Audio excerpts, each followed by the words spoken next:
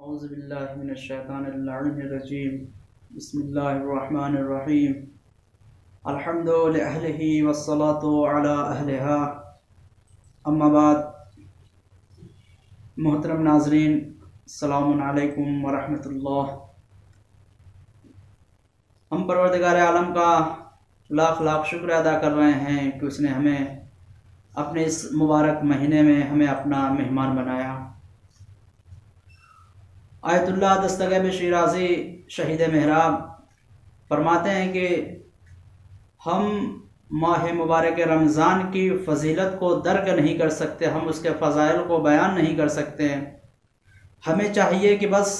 ہم اس مبارک مہینے میں اس پروردگار عالم کا شکر ادا کریں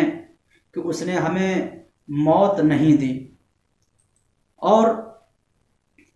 اس مبارک مہینے میں ہمیں عید اولیاء سے دوبارہ ہماری ملاقات کروائی۔ ہم نے ماہ مبارک رمضان کے حوالے سے چند مسائل جو کہ مبتلا بہ تھے اسے آپ حضرات کی خدمت میں پیش کیے، اور آج مبتلات روزہ، وہ چیزیں جو روزے کو باطل قرار دیتی ہیں، ہم نے چند چیزیں بیان کیا۔ آج نمبر 6 جو چیز روزے کو باطل کرتی ہے وہ ہے کہ جنابت، حیض یا نفاس کی حالت پہ باقی رہنا۔ ان چیزوں سے روزہ باطل ہو جاتا ہے۔ اگر ایک شخص ماہ مبارک رمضان میں رات میں سوتا ہے اور مجنب ہو جاتا ہے تو کہتے کہ اگر وہ دوبارہ سوتا ہے اور اسے یقین ہے، اطمینان ہے کہ میں دوبارہ سو رہا ہوں، اور مجھے یقین ہے، اطمینان ہے کہ میں سو رہا ہوں، تو دوبارہ اذان صبح سے پہلے بیدار ہو جاؤں گا اور غسل تیمم کر کے روزہ رکھوں گا۔ لیکن وہ اٹھ نہیں پاتا، بیدار نہیں ہو پاتا ہے، تو کہتے ہیں کہ وہ جب اٹھے، بیدار ہو، غسل و تیمم کر کے اپنے روزے کو رکھ سکتا ہے، اس کا روزہ صحیح ہے۔ لیکن اگر کوئی شخص رات میں مجنب ہوتا ہے اور اگر دوبارہ سوتا ہے اور اسے یقین و اطمینان ہو کہ میں دوبارہ بیدار نہیں ہو پاؤں گا، تو کہتے کہ اگر یہ شخص دوبارہ سوتا ہے تو کہتے کہ اگر یہ اذان صبح سے پہلے بیدار نہیں ہو پاتا ہے تو اس پر اس دن کا روزہ بھی رکھنا ہے، اور بعد میں اس کی قضا بھی بجا لانا ضروری ہے۔ اور ایک شخص ہے کہ جو رات میں سوتا ہے رمضان المبارک میں اور مجنب ہوتا ہے، اور اسے بھی یقین ہے، اطمینان ہے، احتمال رکھتا ہے کہ میں سوؤں گا تو دوبارہ اٹھ جاؤں گا، لیکن وہ اٹھا نہیں، بیدار نہیں ہو پایا نماز صبح سے پہلے،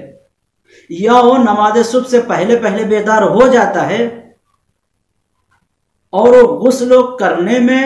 تردد کرتا ہے کہ غسل کروں یا نہ کروں۔ کہتا ہے کہ اگر وہ تردد کرتا ہے غسل کرنے میں، اذان صبح سے پہلے اٹھ گیا، بیدار ہو چکا ہو، اور غسل کرنے میں تردد کر رہا ہے کہ غسل کروں یا نہ کروں، تو کہتے کہ اس پر رمضان المبارک کے بعد قضا بھی واجب ہے اور اس کا کفارہ بھی واجب ہے۔ اور اگر وہ عورت جو اذان صبح سے پہلے حیض و نفاس سے پاک ہو جائے اور عمدن جان بوجھ کر غسل نہ کرے، اور وقت تنگ ہو جائے کہ وقت غسل کرنے کا وقت نہ ہو، تو کہتے ہیں کہ وہ تیمم انجام دے، اس دن کا روزہ وہ رکھ سکتی ہے اور اس کا روزہ صحیح ہے۔ اگر کسی عورت کو اذان صبح کے بعد حیض و نفاس آ جائے تو کہتے ہیں اس کا روزہ باطل ہے۔ اسی طریقے سے اگر کسی عورت کو اذان مغرب سے پہلے چند لمحے پہلے بھی آ جائے تو کہتے ہیں کہ اس کا روزہ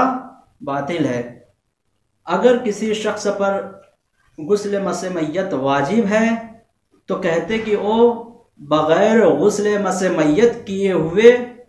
روزہ رکھ سکتا ہے، اس کا روزہ درست اور صحیح ہے۔